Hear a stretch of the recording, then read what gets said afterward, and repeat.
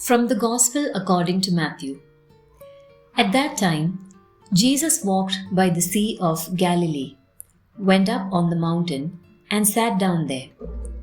Great crowds came to him, having with them the lame, the blind, the deformed, the mute, and many others. They placed them at his feet, and he cured them. The crowds were amazed when they saw the mute speaking, the deformed made whole, the lame walking, and the blind able to see, and they glorified the God of Israel. Jesus summoned his disciples and said, "My heart is moved with pity for the crowd, for they have been with me now for 3 days and have nothing to eat. I do not want to send them away hungry, for fear they may collapse on the way." The disciples said to him, "Where could we ever get enough bread in this deserted place to satisfy such a crowd?" Jesus said to them, "How many loaves do you have?" "7," they replied, "and a few fish." He ordered the crowd to sit down on the ground.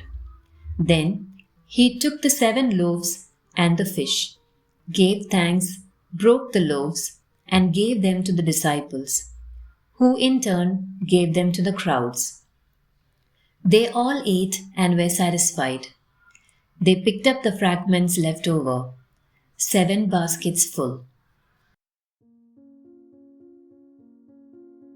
It is noteworthy how close the link is between the Eucharistic bread, nourishment for eternal life, and daily bread, necessary for earthly life. Before offering himself to the Father as the bread of salvation, Jesus ensures there is food for those who follow him and who, in order to be with him, forgot to make provisions.